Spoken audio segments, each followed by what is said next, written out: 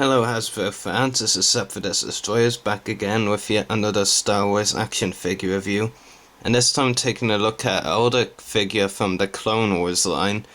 This figure is one of the more rarer clone figures to find from the line, and it's Clone Trooper Draa. And of course this figure, as he was released in like the last wave of the year he was released, 2010 I believe, he did suffer a bit from the last wave syndrome, i.e. that he wasn't as available as other waves, of course, because like last wave figures aren't generally more limited in their production than the other waves. But anyway, not about that. Onto the figure and its accessories first. So, for the most part, comes with a couple of standard clone weapons: the DC-15 blaster rifle. Seen it with a lot of clone figures, so nothing really I can say about it. It's in grey. I'm not sure if the lighting almost makes it seem like it's a different colour, but it is grey, yeah. The other standard one is actually in his hand, so I'll just take it out right now. It's the DC-15 blaster. Very standard, probably the most common clone weapon with the figures, so nothing really I can say here. Just set it aside. This one, not as common as the other two, has been in a fair few figures though. I think Clone Trooper Draa might even be the first figure this was included with the Republic backpack. It's been later included with a few other figures like the Cad Bane in Clone Trooper Disguise, Clone Trooper Scythe in that 2-pack. And basically you can pull this little leather, I think it is, strap up and look inside. Basically, like, kind of with some of the figures there's actually no point to them because they don't include something you can put inside. With Cad Bane and Clone Trooper Disguise, they gave us a Jedi holocron to put inside, which was very neat. And there's the Republic logo, so yeah, pretty cool.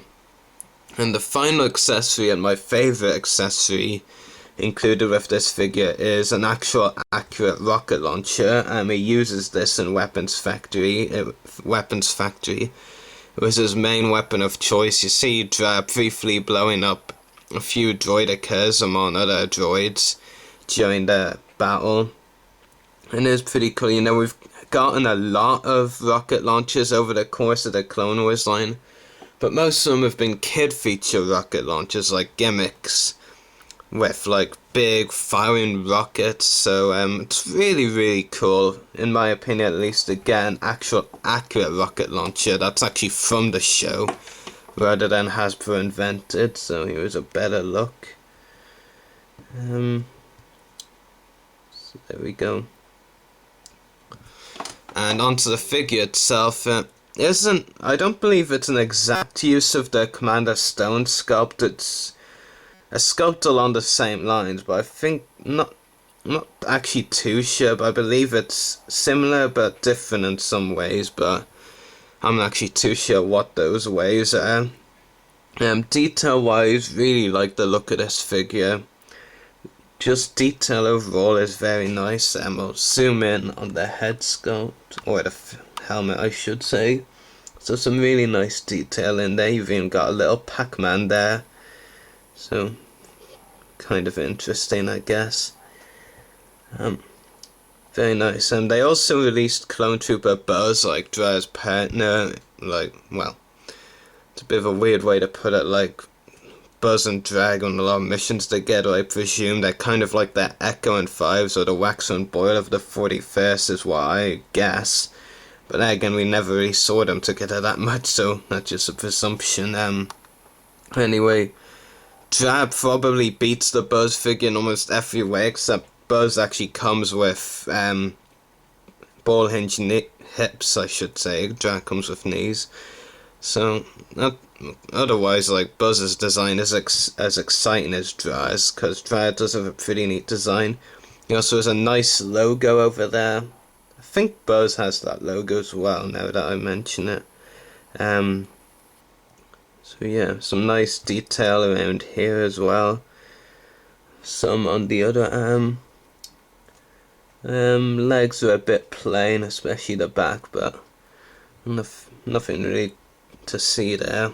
Articulation wise, he's a ball jointed head, ball hinged shoulders and elbows, swivel wrists, swivel waist, swivel hips, and ball hinge knees, so no ankles, which is to be expected from a sculpt like this. Still, I mean, compared to this year's clone figures like Phase 2 Rex and Wolf and Commando Boss, like, it's almost SA, to be honest. Super articulated. To be honest, like, I've always been able to live without swivel wrists and swivel, without ball jointed hips and, what am I saying?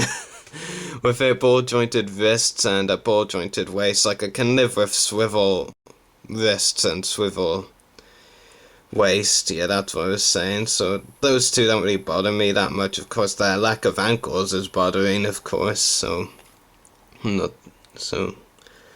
Anyway, really cool clone figure. The detail is definitely the standout part of this figure for sure. The detail wise, it is really nice. Looks great on display as well. So yeah, I'd probably give him 9 out of 10, I'd guess. The detail is the main part of that, which is really cool.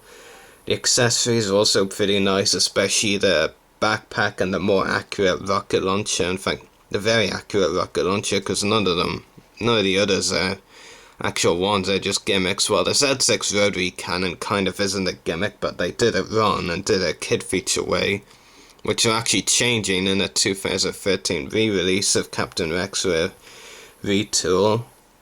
But yeah, definitely very nicely detailed. No lack of ankles is the only bothering thing. As you could see, maybe at one point earlier in the video, like, I did have a bit of problem standing him up. Like, he almost looked like he wanted to fall over, so yeah, but that would be my only real problem with this figure. Very nice. So anyway, 9 out of 10 rating. So I made a Force review, and happy hunting.